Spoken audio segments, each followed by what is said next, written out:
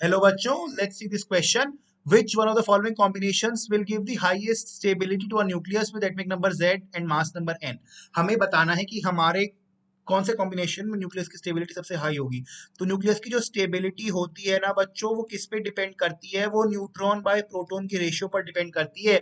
अगर ये रेशियो 1 आ जाती है, उस केस में आपका जो न्यूक्लियस है वो हाईएस्ट स्टेबिलिटी में होता है बच्चों। ठीक है, इसका क्या मतलब है? अगर मैं निकालूं, अगर मैं थोड़ा सा देखूं कि नंबर ऑफ न्यूट्रॉन्स जहां मेरे नंबर ऑफ प्रोटॉन्स के बराबर हो जाते हैं, उस केस में मेरा न्यूक्लियस सबसे मैक्सिमम, सबसे हाईएस्ट स्टेबल होता है बच्चों। ठीक है, और आपका जो एटॉमिक नंबर Z है वो क्या होता है? नंबर ऑफ प्रोटॉन्स के इक्वल होता है। और जो मास नंबर n है वो किसके इक्वल होता है? वो प्रोटॉन्स प्लस न्यूट्रॉन्स के इक्वल होता है बच्चों। ठीक है, अब ऐसा क्यों कि n/1 हाईएस्ट स्टेबिलिटी देता है? ऐसा इसलिए बच्चों की मानो अगर आपके न्यूक्लियस में पॉजिटिव चार्ज प्रोटॉन्स है और साथ में न्यूट्रॉन्स है जिनके पास चार्ज होता है, मगर मास तो होता है, अगर उनका नंबर बढ़ जाएगा, अगर वो बराबर नहीं रहेंगे न्यूट्रॉन और प्रोटॉन, तो आपका न्यूक्लियस बहुत ज्यादा हैवी हो जाएगा, भारी हो जाएगा। तो भारी चीज अपने आप को स्टेबल करने के लिए क्या करेगी? मास लूज करेगी। और वो मास लूज कैसे करता है? वो डीके से करता है, फिर रेडियो एक्टिव डीके कराता है और फिर अपना न्यूक्लियस स्टेबल होना चाहता है। तो उस कंडीशन को ना आने के लिए क्या करना पड़ेगा कि नंबर ऑफ न्यूट्रॉन्स ना ही बढ़े और in fact number of neutrons number of protons के बराबर ही रहे। ऐसी कंडीशंस में ही बच्चों आपका स्टेबिलिटी आती है। अगर न्यूट्रॉन्स कम हो जाएंगे, फिर जो एक्स्ट्रा प्रोटॉन्स है उन्हें रिलीज करना पड़ेगा आपके न्यूक्लियस को, तो इसलिए वो बराबर ही नंबर चलता है। ठीक है, स्टेबिलिटी के केस में। अगर हम ऑप्शन देखें तो ऑप्शन ई बिल्कुल ही गलत है बच्चों, क्योंकि वो कहता है कि आपका जेड और एन बराबर है, आपका एटॉमिक नंबर और मास नंबर बराबर है। वो कह रहा है ऐसा सिर्फ और सिर्फ हाइड्रोजन में वैलिड है, जो कि हाइड्रोजन 1h1 में वैलिड होता है, क्योंकि उसी केस के अंदर आपके पास नंबर ऑफ न्यूट्रॉन जीरो होते हैं। बट इसके अलावा बाकी पूरे पीरियोडिक टेबल में ये बात यूनिवर्सली वैलिड नहीं है, क्योंकि अगर बराबर हो गया आपका जेड और एन, मतलब आपके पास न्यूट्रॉन्स ही नहीं है, और ऐसा तो सिर्फ होता नहीं ना, ये तो सिर्फ हाइड्रोजन के केस में होता है।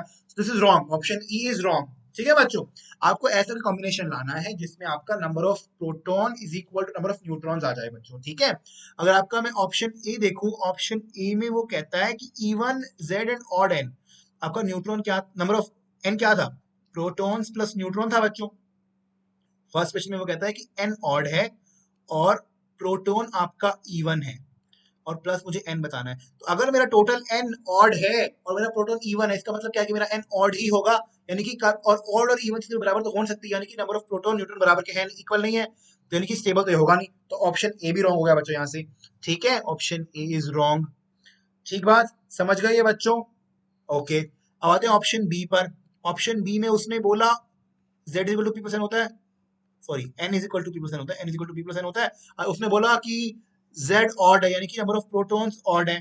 ठीक है, n इवन है उसने बोला। ठीक है, अब वो कहता है कि न्यूट्रॉन, मगर बच्चों अगर मुझे इवन लाना है तो मेरे को, मेरा नंबर ऑफ प्रोटॉन ऑड है, अब मेरा न्यूट्रॉन ऑड भी हो सकता है और इवन भी हो सकता है। अगर ऑड हुआ फिर तो बात ठीक है, मगर इवन अगर हो गया तो वो स्टेबल नहीं हो पाएगा ना, तो ये भी गलत है बात। ठीक है, श्योर श्योर बात नहीं है, मतलब यहाँ पे प्रोबेबिलिटी है मगर श्योर श्योर नहीं है।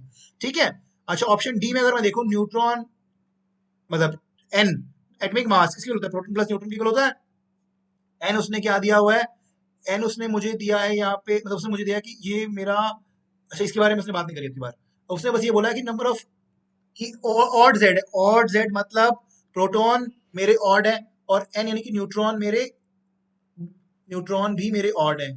वो ये बात कर रहा है। अब क्या ऐसा पॉसिबल है? अब ऐसे केसेस में जनरली पता है क्या होता है, आपके जो नंबर ऑफ न्यूट्रॉन है वो ज्यादा हो जाता है आपके नंबर ऑफ प्रोटॉन से, दोनों ऑड केसेस में, तो ये बात भी गलत हो गई है। ठीक है, आपका ऑप्शन सी जो है वो सही ऑप्शन है। रीजन क्या है? क्योंकि इवन जेड और इवन एन का मतलब कि जेड यानी कि प्रोटॉन भी आपके इवन है और आपका जो न्यूट्रॉन है वो भी इवन है, तो ये बात बराबर हो जाएगी, तो कट जाएंगे तो आपका एन बाई पी वन ही आता है, इसलिए option C is correct. Thank you.